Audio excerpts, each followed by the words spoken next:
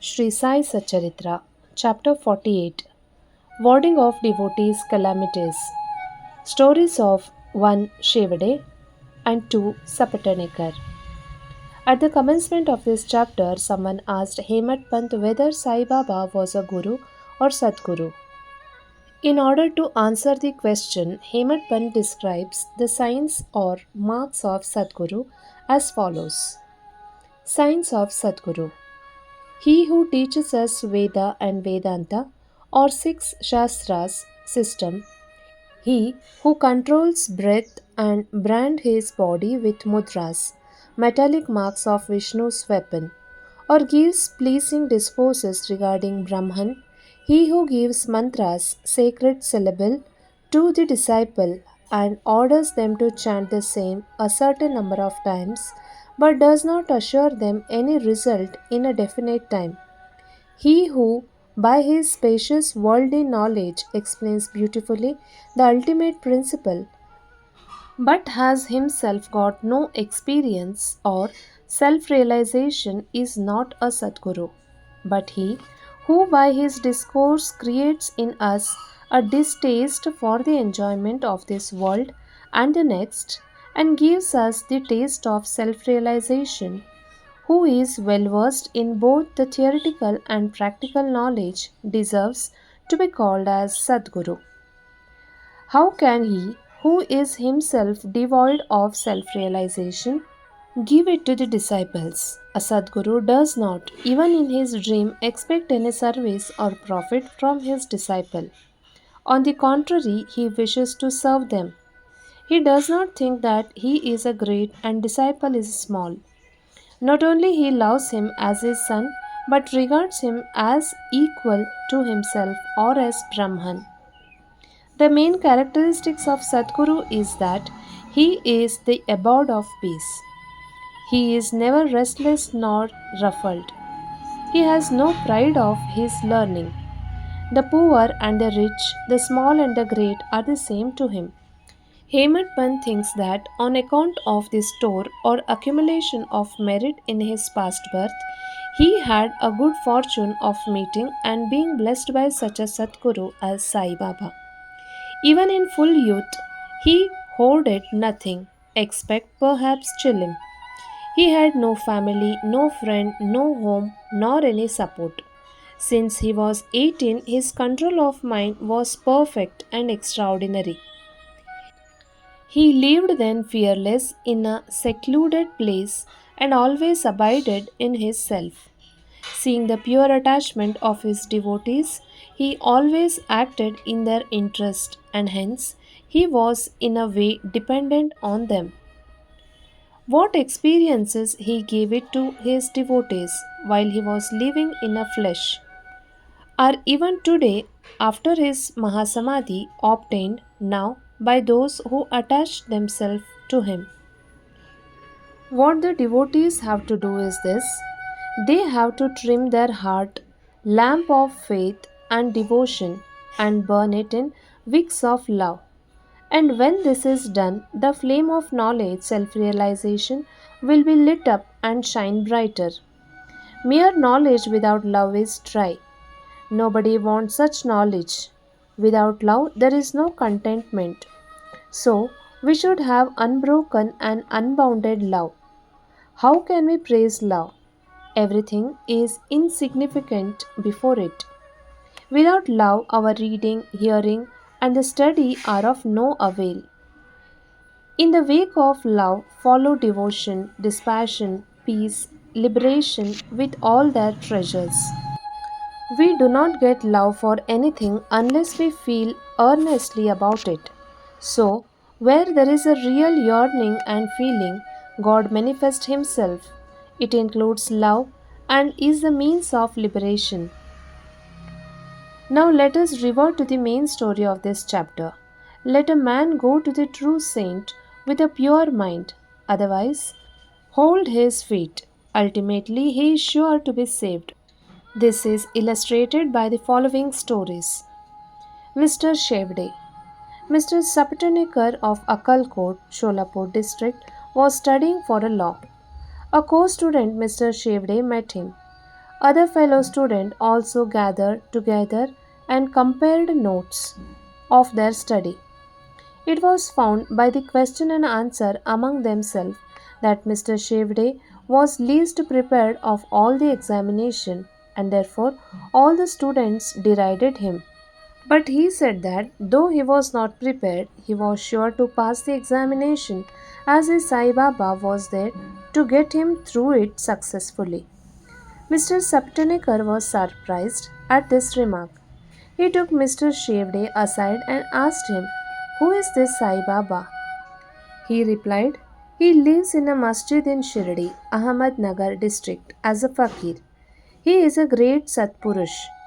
There may be other saints, but he is unique. Unless there is a great store of merit on one's account, one can't see him. I fully believe in him, and what he says will never be untrue. He has assured me that I will pass definitely next year, and I am confident that I will get through the final exam also with his grace." Mr. Sapatnekar laughed at his friend's confidence and jeered at him and Baba. Sapatnekar. Mr. Sapatnekar passed in his exam, settled at Akal Court, and practiced as a pleader there. 10 years after this, that is, in 1913, he lost his only son on account of the throat disease. This broke his heart. He sought relief by making a pilgrimage to Pandharpur, Gangapur, and other holy places. He got no peace of mind. Then he read Vedanta, which also did not help him. In the meanwhile, he remembered Mr. Shevade's remark and his faith in Baba, and then he thought that he too should go to Shirdi and see Baba. He went to Shirdi with his younger brother, Pandit Rao, and was much pleased to see Baba from a distance. When he went near and prostrated himself and placed a coconut before Baba with pure feeling devotion, the latter at once cried out away. Sapatnekar hung down his head, moved back, and sat aside. He wanted to consult somebody who would advise him how to proceed. Somebody mentioned Bala Shimpi's name. Sapatnekar saw him and sought his help. They bought Baba's photos and came with them to the masjid. Bala Shimpi took the photo in his hand, gave it to Baba, and asked him whose photo it was. Baba said that this photo was his yar, lover of him, pointing to Sapatnekar. Saying this, Baba laughed and all others joined. Bala asked Baba the significance of the laugh and beckoned Sapatnekar to come forward and take darshan. When Sapatnekar began to prostrate himself, Baba again cried out. Sapatnekar did not know what to do. Then they both joined their hands and sat before him, praying. Baba finally ordered Sapatnekar to clear out immediately. Both were sad and dejected. As Baba ordered had been to be obeyed, Sapatnekar left Shirdi with a heavy heart, praying that he should be allowed to take darshan next time. Mrs. Sapatnekar. 1 year elapsed.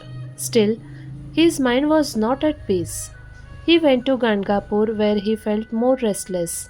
Then he went to Madegaon for rest and finally decided to go to Kashi. 2 days before starting, his wife got a vision. In her dream, she was going with a pitcher to Ladakh Shah's well. There a fakir with piece of cloth around his head, who was sitting at the foot of neem tree, came closer to her and said, "Dear lassie, why get exhausted for nothing? I get your pitcher filled with pure water." She was afraid of fakir and hastened back with empty pitcher. The fakir followed her. At this she was awakened, opened her eyes. She told this vision to her husband. They thought that this was auspicious sign and they both left for Shirdi. When they reached Masjid, Baba was absent. He had gone to Lendi. They waited till his return. When he returned, she was surprised to see that the fakir whom she saw in her vision resembled exactly Baba. She reverentially prostrated herself before Baba and sat looking at him.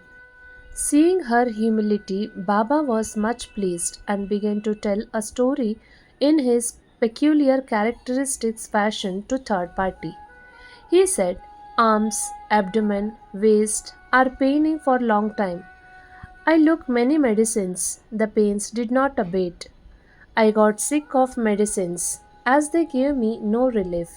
But I am surprised to see now that all the pains have disappeared at once. Though no name was mentioned, it was a story of Mrs. Sapatnekar herself. Her pains, as described by Baba, left her soon and she was happy. Then Mr. Sapatnekar went ahead to take darshan. He was again welcomed with a former rout. This time he was more penitent and persevering. He said that Baba's displeasure was due to his past deeds and resolved to make amends for the same. He determined to see Baba alone and ask his pardon for the past action. This he did. He placed his head on Baba's feet and Baba placed his hand on it and Saptanekar sat stroking Baba's leg. Then shepherdess came and sat massaging Baba's waist. Baba, in his characteristic way, began to tell the story of Bania. He related the various vicissitudes of all his life, including the death of his only son. Sapatanekar was surprised to see that the story which Baba related was his own, and he wondered how Baba knew every detail of it.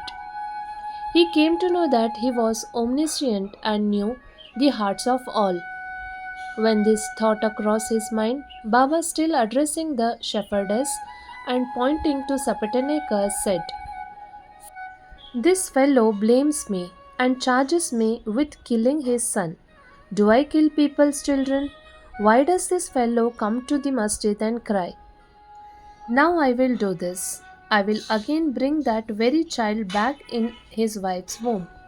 With his words, he placed his blessings on his head and comforted him, saying, feet are old and holy. You are carefree now. Place entire faith in me, and you will soon get your object. Saptanekar was much moved with emotion. He bathed Baba's feet with his tears and then returned to his residence. Then he made preparation of worship and Naivedya and came with his wife to the masjid. He offered all this to Baba daily and accepted prasad from him. There was a crowd in the masjid and Sapatanekar went there and saluted Baba again and again. Seeing heads clashing against heads, Baba said to Sapatanekar, why do you prostrate yourself now and then? The one namaskar offered with love and humility is enough.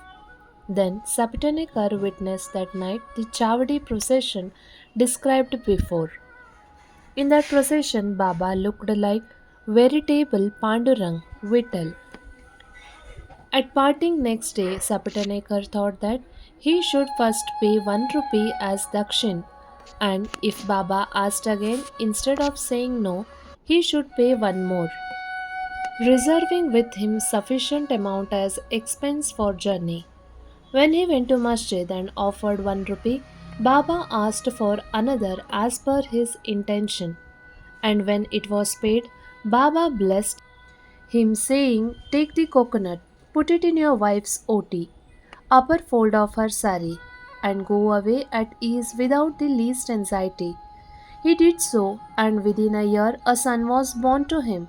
And with an infant of 8 months, a pair came to Shirdi, placed it at Baba's feet, and prayed thus, Sainath, we do not know how to redeem your obligations. Therefore, we prostrate ourselves before you. Bless us, poor helpless fellows. Henceforth, let your holy feet be our sole refuge. Many thoughts and ideas trouble us in waking and dream states. So turn away our minds from them to your bhajan and bless us. The son was named Murlidhar. Two others, Bhaskar and Dinkar, were born afterwards. The Saptanekar pair Thus realize that Baba's words were never untrue and unfulfilled, but turned out literally true. Bow to Shri Sai, peace to be all. Shri Sai Pranam.